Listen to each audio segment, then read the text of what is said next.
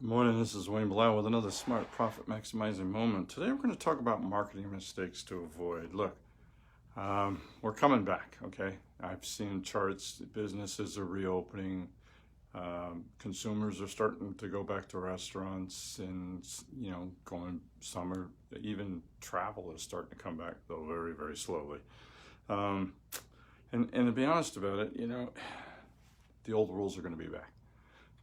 In a recession, businesses that know what they're doing and avoid certain mistakes are going to survive, thrive, and do better and reset. All right. Really, what we need to do is reset by looking at what I'm going to cover today: marketing mistakes to avoid. And tomorrow, we're going to talk about management mistakes to avoid. And then the next day, or whenever the next time I do this, money mistakes to avoid, because that's the key. And in these mistakes to avoid are things that we need to do better. And we'll discuss all these, okay? Look, owning a small business in America is the essence of the American dream. Nothing else rewards you for your hard work and ingenuity the same way as owning a successful business does, all right? I know, when somebody comes in and says they're starting a new business or they just started a new business, my standard stock joke is congratulations and my condolences, because a lot of hard work, a lot of heartburn, a lot of heartbreak, a lot of difficulties. I mean, most businesses fail. It's simple as that. All right. So I know what they're going to run into. And I understand the devastation that happens to the owner when a small business fails. All right. The owner's family, the employees, business failure.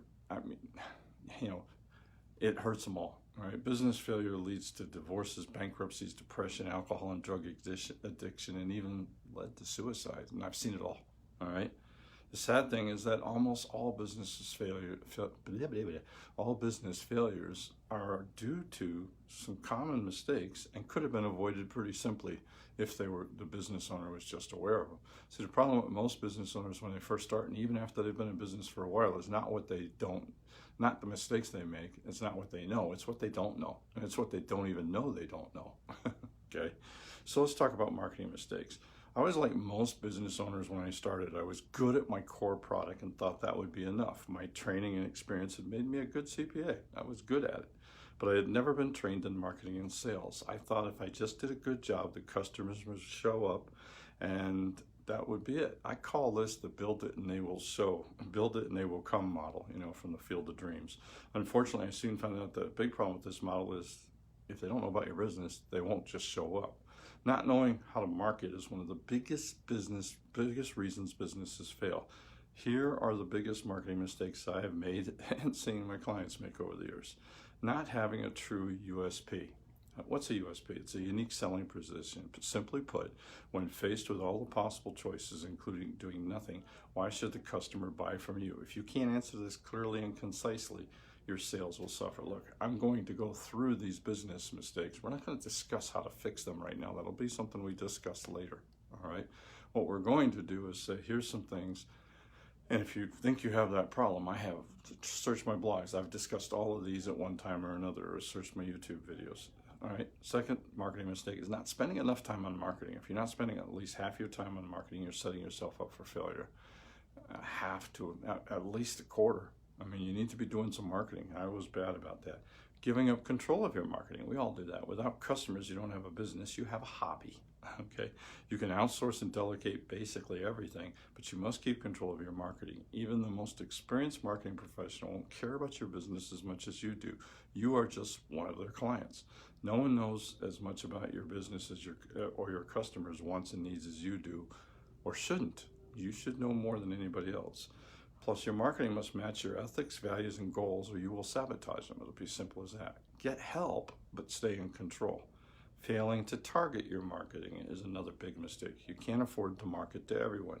Pick a niche, and create an offer that will appeal to them. You're much better off being a big fish in a small pond than a small fish in a big pond fighting off the large sharks. Not identifying your ideal customers is another common mistake. You should be able to communicate who your perfect customers are. Knowing who those customers are helps you design advertising that attracts them and truthfully repels people that you're not a good fit for. All all right?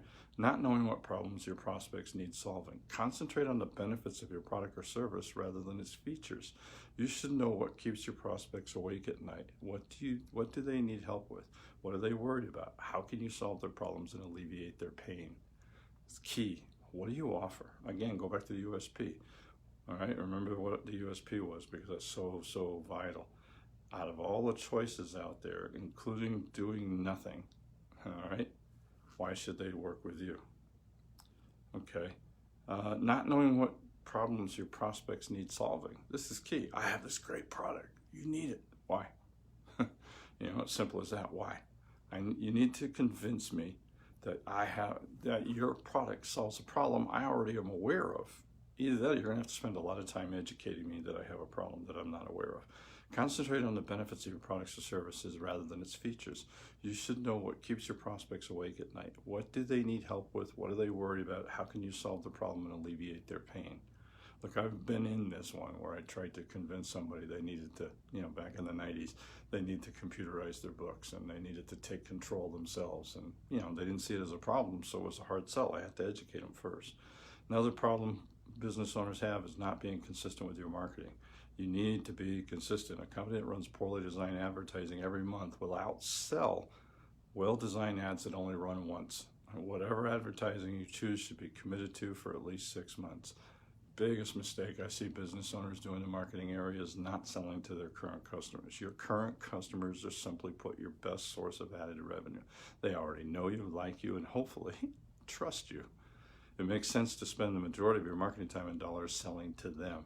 I have personally worked with clients who have increased their sales by 40% or much more by just having a program of selling additional services and products to current customers. Another problem is not looking for products that meet your current customers' needs. The hardest thing in the world is to get a customer. Once you get the customer who trusts you, why not sell them other things they need? Walmart does this by selling eye exams, health insurance, prescription drugs. You don't even have to start up a new business. Create an affiliate agreement with a business in another field that gives you commission for each customer you send to them. I can't do that. I won't do that because CPAs are supposed to be independent. But there's no reason. A lot of my customers do a good job there. Failing to see other prospects who could use your product or service. You're too narrow. This is who has always bought from us. All right. Is there another niche or type of prospect who can use your product but isn't doing so? I followed one business owner who developed a paperless system for bookkeepers and accountants. He found other professionals like lawyers, engineers, and architects with similar problems and sells to those niches as well. Pretty slick. Not asking for referrals. I've been guilty of this one 1,000 times. This is directly related to not selling to your current customers. Right now, I do almost no traditional marketing. About 95% of my new customers come from referrals. That's not entirely true. All right, I'd say 80%, maybe 70%. And I'll tell you why, social media. But in a way, that's a referral base too. They get to see you, they get to talk to you, they get to follow you, all right, if done right. A prospect from a referral or even from social media is the closest thing to a sale you're likely to see. Another problem, not providing outstanding customer service. Today, customers will research you online and using social media. It is no longer enough to provide industry standard service. To be successful, you must provide legendary service that far exceeds what your competitors offer. You have to wow them. They have to believe you and be, wow, that was crazy. I never expected that. I can't wait to tell people. Another mistake is using only one marketing channel. Your company should never put its full quiver of advertising and marketing arrows in one place. Once you find one way to attract customers, start looking for another to attract even more customers. Example of where this came back to bite people, I still get some, but fax marketing. Used to be people were fax marketing all the time, and then all of a sudden they outlawed that. And if that was all you were doing, you were in trouble. Not tracking and measuring marketing results. If you don't measure your results, how do you know what is working, what should be improved, and what should be eliminated? It's a big one. We were measuring results at one company and decided what we were doing just wasn't working. So we stopped it and went somewhere else and saw no decline in sales when we stopped that marketing, and did finally see a result when we found what really worked. Not testing your new marketing before making a big buy. If you're planning on doing a big Facebook campaign or mailing out 10,000 mailers, mail out 500 or just do a test on Facebook. not including targeted direct mail. Direct mail still works and can be a very good way to get new customers. Today, many business owners think it's too old-fashioned and focus all their time on web and email advertising.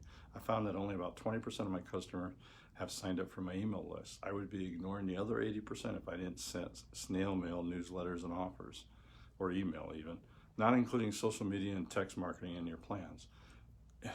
I shouldn't have to say anything about that right now, but it's amazing how many small business owners still don't understand how this works. Every business owner needs to become at least semi-proficient in social media marketing, or you're simply going to be left behind. Not creating in-house list of your customers. I'm flabbergasted that I still see this when there's so many softwares out there that'll do it.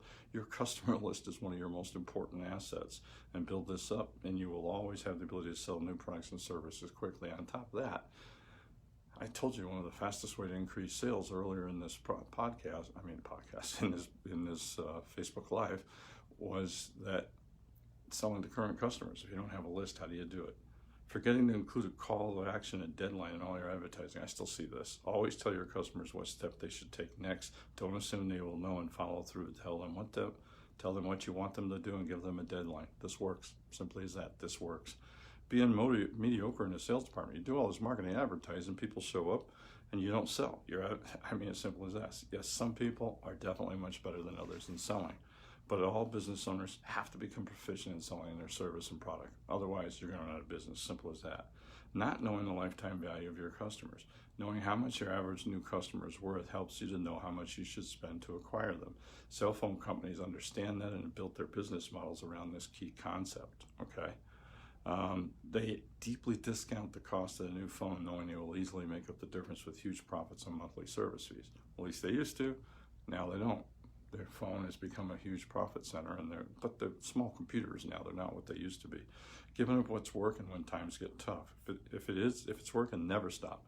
When times are tough, cut somewhere else. If it's working, don't stop, even if you are bored with it. Especially in like this COVID-19 recession, man, don't stop marketing. Passing up free publicity opportunities, send out press releases for everything, get to know the newspaper editors and bloggers who cover your industry, work to become a trusted source, not marketing when you're busy. Too many business owners experience the boom or bust cycle. This is true in particular in construction and contracting. You know, they're so busy working on this current contract, they don't have time to fill the pipeline. So, you know, when they finish up their work, they have nothing to work on. That's why it's important to systemize your marketing so it can run on autopilot even when you're swamped. Otherwise, you end up with this, I'm swamped, oh, no work. Oh, I got swamped, no work. And that's not a business model. That's a recipe for ulcers. Tomorrow, we'll talk about more mistakes you can make in managing your company. Go back. I went through this real fast. I'm going to post the whole article, or that section of this article, on my blog. It's easy to find. Go to wjb-cpa.com. On the left-hand side, on the top, there's some tabs. Second from the left is blog. Click on that. It'll be up there probably in an hour. Until next time, let's make this is Wayne Blau saying, let's make this our most profitable year ever. Thank you very much.